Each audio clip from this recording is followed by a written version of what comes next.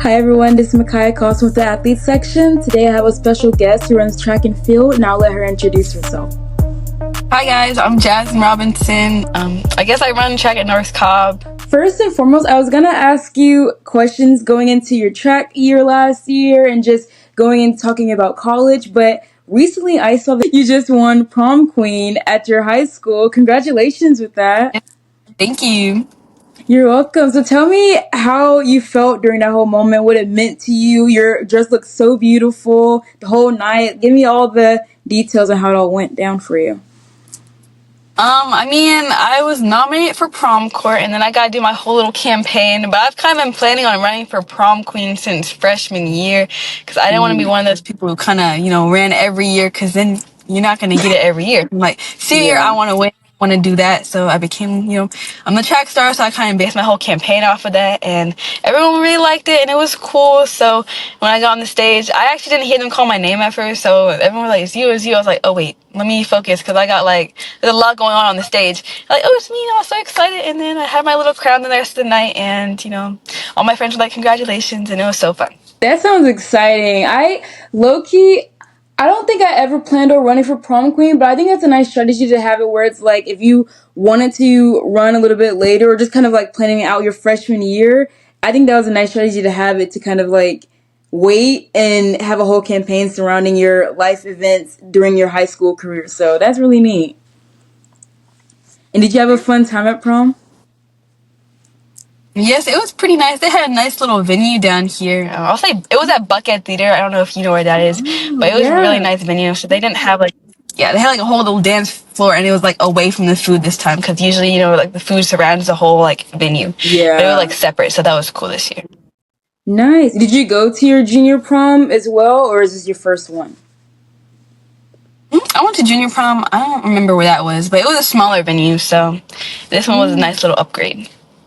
Nice. Well, that's good. Congratulations again. I know that's a nice highlight of your year, especially your senior year. It's kind of like, I know a lot of people have to check things off their list to say things that they didn't do during their high school years, and they want to do everything their senior year. But I think prom queen is a really nice way to kind of or almost end your high school career. So that's exciting. Yes.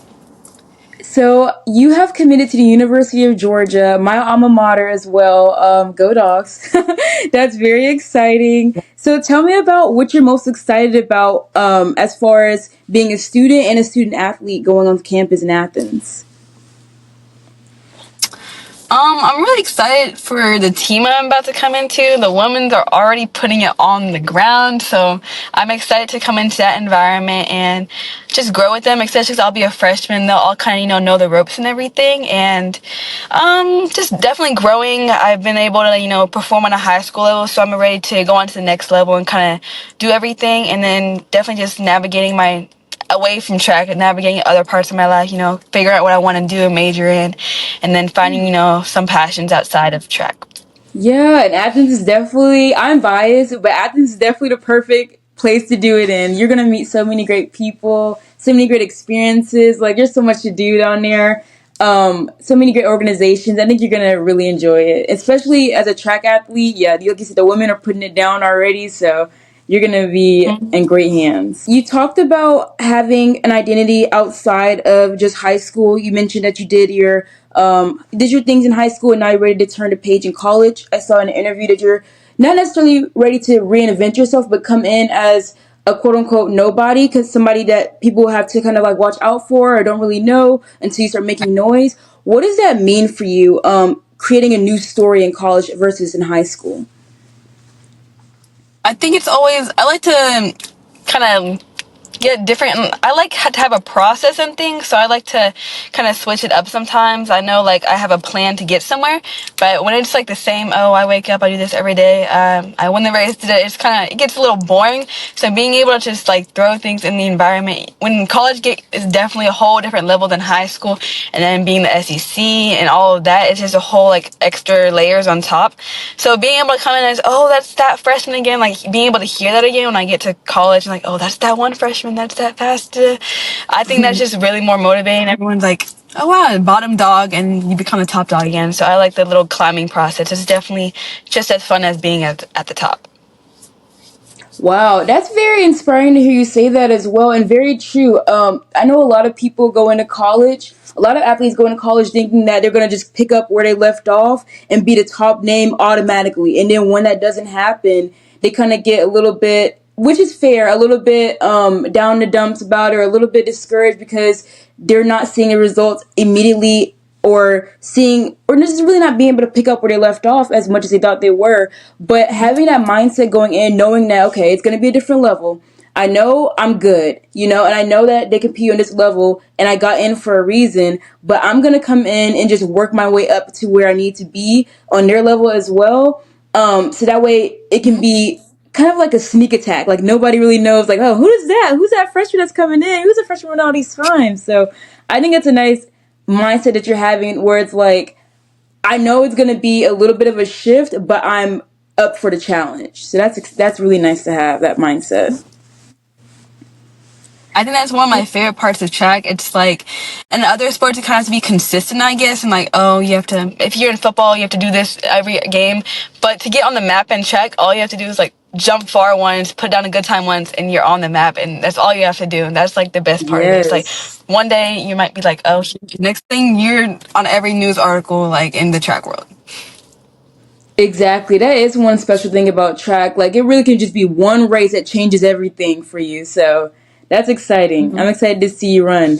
I also saw in an interview you mentioned that you have a lot of your goals. You put them on sticky notes and surround them around your room so that way you're able to look at it easily and kind of meditate on that. Tell me about what kind of led to that, writing your vision down, and when did you start that, and what inspired that, and how has that helped you thus far as like your whole track and high school career?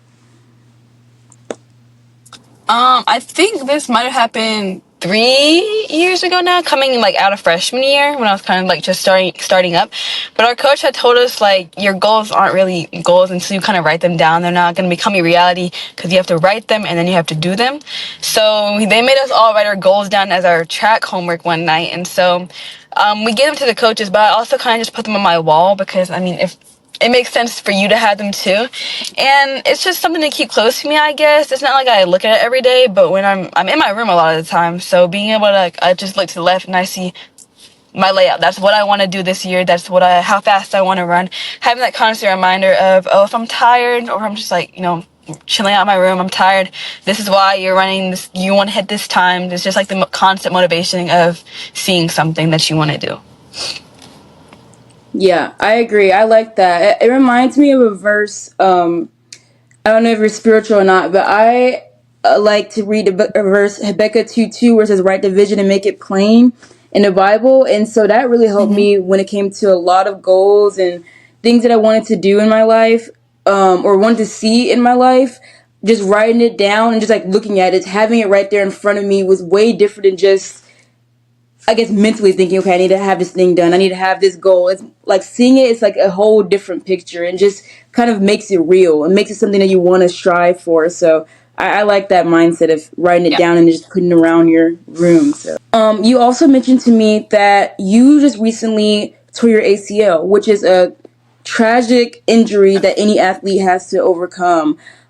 So with doing that, what has been your mindset lately, trying to kind of get out of the initial shock of the injury, but also kind of progressing forward as far as like your high school career and your track career, things to look forward to?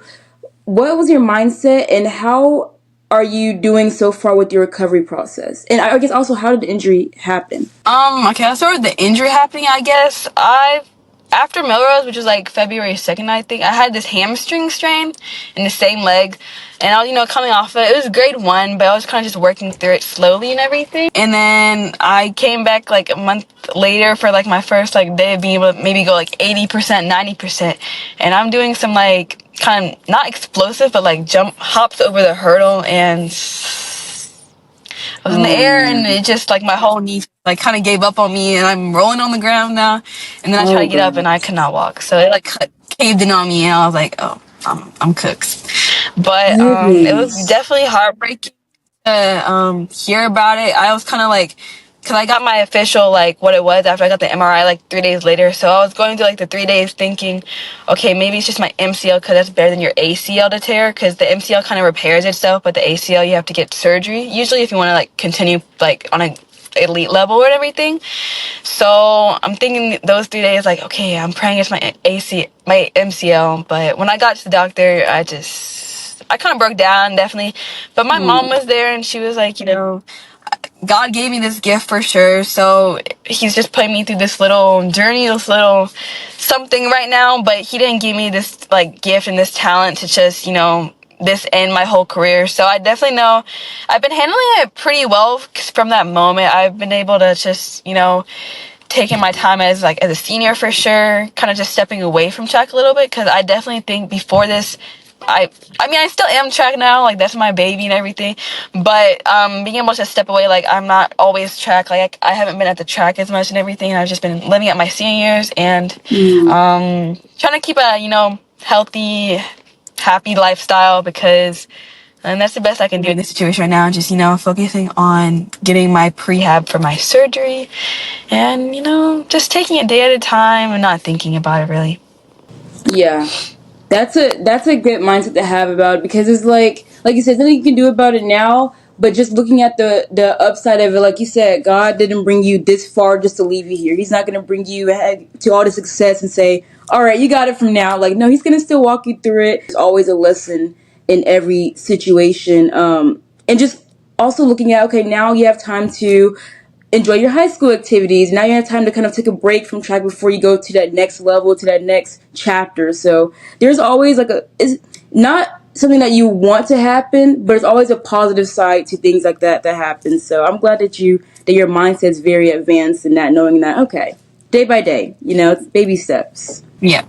So obviously, with so many goals that you probably already had planned before the injury, this probably put a stop to a lot of those goals. But what are some top goals that you still have remaining for the rest of your high school career, or even summer or going into college? Well, I won't be running any of my high school season anymore, so I'm kind of skipping it, college, I guess. But my goals for this season were kind of just to get that 300 national record, maybe the 100 national record, compete at U20 and be able to kind of win after getting, silver.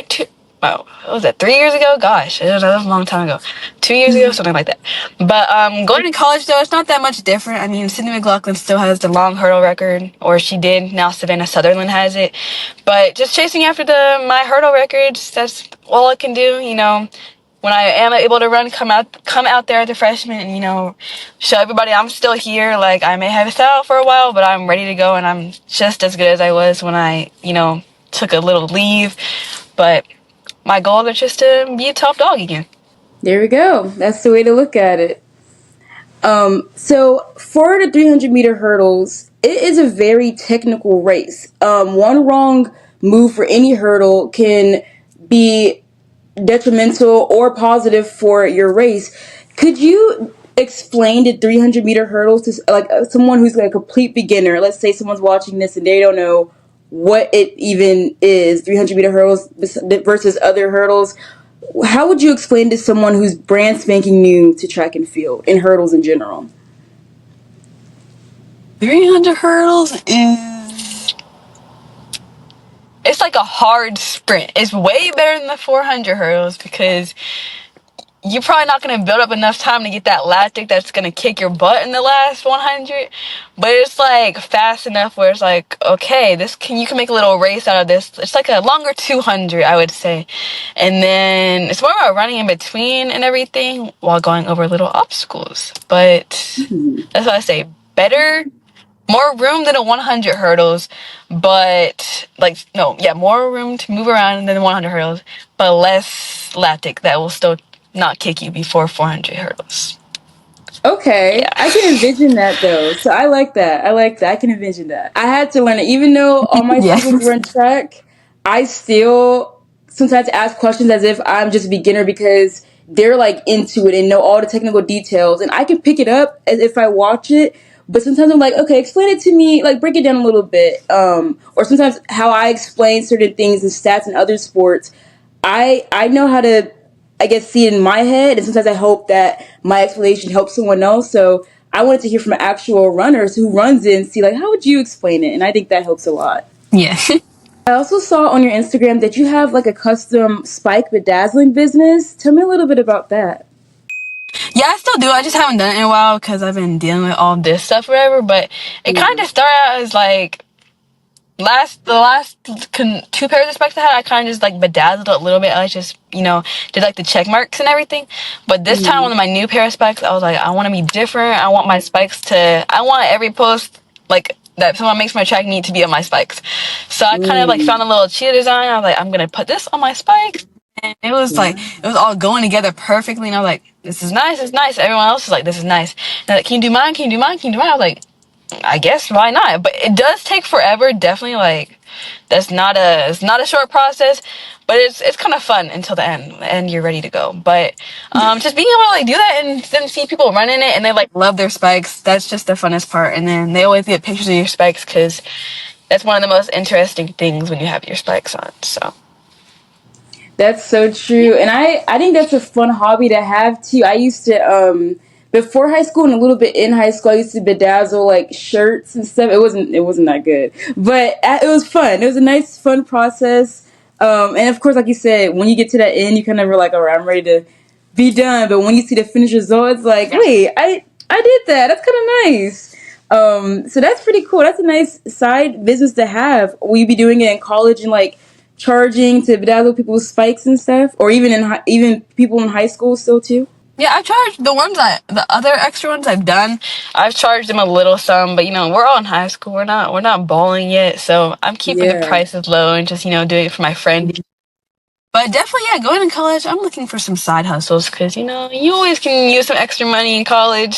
for sure. Well, if you, I'm gonna keep an eye on your page. And my sisters run track, and I'm sure they would love some. So if you continue to do it while in college, I'll hit you up and be like, hey, or have them hit you up so they can get some nice bedazzled spikes too.